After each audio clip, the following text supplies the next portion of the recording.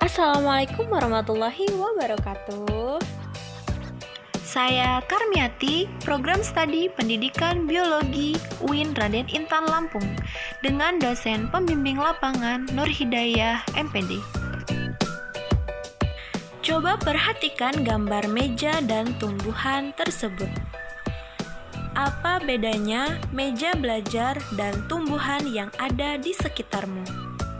Apakah tumbuhan mempunyai kemampuan untuk tumbuh dan berkembang, bernafas, dan berkembang biak?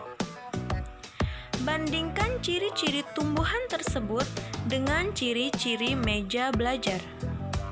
Apa bedanya tumbuhan dengan kucing piaraanmu? Secara garis besar, benda-benda di alam semesta ini terdiri atas makhluk hidup dan benda mati. Masing-masing memiliki karakteristik sendiri. Pada video kita kali ini, kita akan mempelajari cara mengklasifikasikan makhluk hidup berdasarkan ciri-ciri makhluk hidup. Materi ini dipelajari di bab 2, klasifikasi makhluk hidup kelas 7 semester 1. Simak sampai selesai ya. Manusia, hewan, dan tumbuhan merupakan kelompok makhluk hidup. Makhluk hidup dan benda mati dibedakan atas adanya ciri-ciri kehidupan. Makhluk hidup menunjukkan adanya ciri-ciri kehidupan antara lain, yaitu bergerak, bernafas, tumbuh dan berkembang, berkembang biak, memerlukan nutrisi, dan peka terhadap rangsang. Benda mati tidak memiliki ciri-ciri tersebut.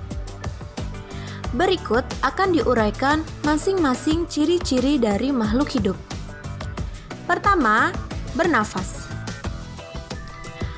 Bernafas adalah proses pengambilan oksigen dari luar tubuh untuk proses pembakaran bahan makanan di dalam tubuh.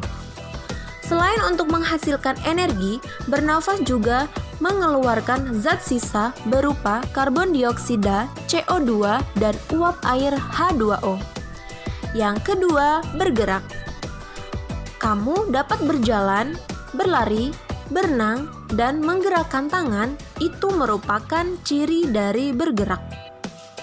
Bergerak merupakan perubahan posisi tubuh baik secara aktif maupun pasif. Gerak aktif adalah bergerak yang dapat dilakukan anggota tubuh dengan kekuatan sendiri. Sedangkan gerak pasif adalah bergerak yang dapat dilakukan dengan bantuan orang lain. Apakah tumbuhan bergerak? Ya, jawabannya. Tumbuhan termasuk makhluk hidup. Ya. Yang ketiga, memerlukan makan dan minum. Untuk beraktivitas, setiap makhluk hidup membutuhkan energi. Untuk memperoleh energi, makhluk hidup memerlukan makanan dan minuman. Apakah tumbuhan memerlukan makanan? Jawabannya iya. Tumbuhan memperoleh makanan lewat proses fotosintesis. Yang keempat, tumbuh dan berkembang. Tumbuh dan berkembang salah satu ciri-ciri makhluk hidup.